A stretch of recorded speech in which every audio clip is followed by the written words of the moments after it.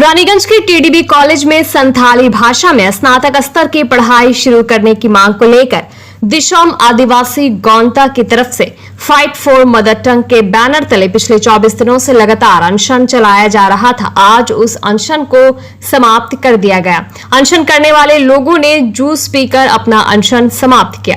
आपको बता दें कि पश्चिम बंगाल सरकार के सरकारी पोर्टल पर इस खबर की पुष्टि की गई है कि इसी शिक्षा वर्ष से रानीगंज के टीडीबी कॉलेज में संथाली भाषा में स्नातक स्तर की पढ़ाई शुरू हो जाएगी। इस खबर के आने के बाद प्रदर्शन और अनशन कर रहे आदिवासी समाज के लोगों में खुशी की लहर दौड़ गई। इस बारे में संगठन के प्रदेश पर्यवेक्षक भुवन मोड्डी ने कहा कि आज आदिवासी समाज को उनका मौलिक अधिकार प्राप्त हुआ। एक तरफ आदिवासी समाज के लोगों को जैसे इसकी खुशी है, ठीक उसी तरह आजादी के इतने सालों बाद भी आदिवासियों को अपना मौलिक अधिकार प्राप्त करने के लिए 24 दिनों तक अनशन करना पड़ा। इस बात का अफसोस भी है।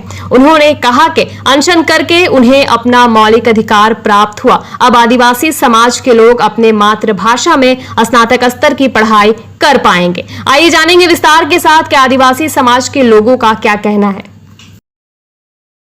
लड़ाई करे সেই লড়াইয়ে বিশেষ করে শিক্ষার ক্ষেত্রে লড়াইয়ে আমাদের মৌলিক অধিকার পেতে হলো। এতে যেমন আনন্দ আছে তেমন একটা খারাপ লাগারও জায়গা আছে। আজকে এই লড়াই আপনারা জানেন শুধু আমাদের একার লড়াই নয়। এই লড়াই এখানকার যারা স্থানীয় বাসিন্দা আসা যাওয়া যেসব মানুষ পথচারীরা করেছেন এবং সঙ্গে আমাদের পিছনে মায়েরা দিদিরা যারা বসে আছেন, মিডিয়ার ভাইরা বন্ধুরা যেগুলো দেখিয়েছেন এবং তার ফলে যে সাধারণ মানুষ আমাদের সমর্থন দিয়েছে, মানে শিক্ষাপ্রেমী মানুষ, সমাজপ্রেমী মানুষ এবং সবথেকে বড় এই জাতি ধর্ম নির্বিশেষে যে সমস্ত মানুষ আমাদের সাথে এসেছেন মিশেছেন এবং বিশেষ করে সাঁওতালি ভাষা নিয়ে আন্দোলন হচ্ছে, এইটা শুনে অনেকেই অবাক হয়েছেন। আনন্দের একটা ব্যাপার আছে। তার থেকে আগে আমরা এই দেশের মানুষকে ধন্যবাদ জানাই এবং ধন্যবাদ জানাই আমাদের মানবিক মুখ্যমন্ত্রী মাননীয়া মমতা বন্দ্যোপাধ্যায়কে এবং আমাদের শিক্ষামন্ত্রী ব্রাত্য বসু। তার সাথে আরও ধন্যবাদ জানাই যারা আমাদের সাথে সহযোগিতা না করলে হয়তো এই বছরে আমরা পেতাম না, হয়তো আমাদের এক বছর বসতে হতো। বিশেষ করে আমাদের এখানকার যিনি জেলা সভাপতি আছেন মাননীয় নরেন চক্রবর্তী মহাশয় এবং আমাদের এখানে যিনি মন্ত্রী রয়েছেন মাননীয় মলয় ঘটক মহাশয়, যার উদ্যোগে এবং যিনি এই খবরটা পৌঁছে দিয়েছিলেন আমাদের মাননীয় মুখ্যমন্ত্রীর কাছে, যার ফলে আমরা এত তাড়াতাড়ি কিন্তু এই আন্দোলনটা শেষ করতে পারলাম বা আমাদের দাবি ছিল মৌলিক অধিকারটা সেটা পেলাম। আর আজকে এই লড়াই আপনারা যেমন শুরু থেকে ছিলেন সেই 28 তারিখ থেকে আজও আছেন, এই লড়াই মোটেও মানে হালকা ছিল না। তবু আপনাদের মাধ্যমে যে সমস্ত মানুষ আমাদের সহযোগিতা করেছেন মানসিকভাবে বা ফিজিক্যালিভাবে যারা উপস্থিত ছিলেন বা দূর থেকে মোবাইলের মাধ্যমে যারা বিভিন্ন মানুষ যে টাকা পাঠিয়েছেন আমাদেরকে, তাদেরকে আমরা আন্তরিকভাবে ধন্যবাদ জানাই।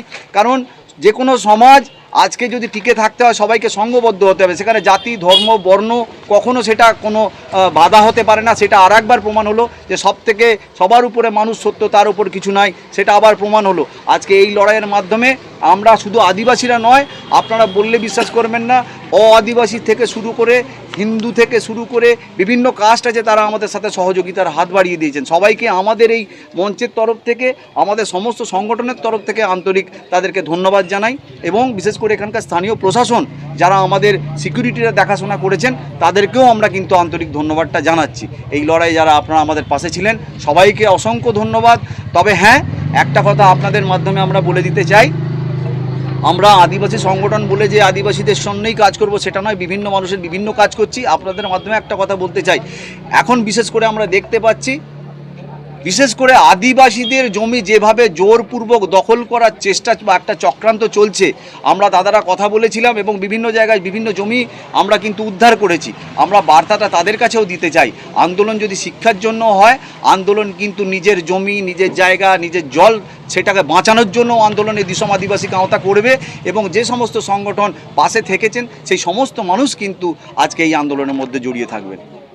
যে কেন চালু হচ্ছে না, সাঁওতালি ভাষা কেন চালু হচ্ছে না, অলচিকি স্ক্রিপ্টে কেন চালু হচ্ছে না, তার উত্তর কলেজ কর্তৃপক্ষের কাছে এটা কোনো ছিল না। সেই কারণেই আমরা একটা আবেগ বলুন বা আমাদের সাঁওতালি ভাষা এখানে পড়াশুনো হবে এর আবেগেই এবং এরই দুঃখে আমরা একটা অনশনে বসেছিলাম এবং এই অনশন আজকে দুঃখের সঙ্গে এবং আজকে খুশির একটা হাওয়া আজকে এসছে এবং এই জায়গা থেকেই আমরা আজকে অনশন তুলছি।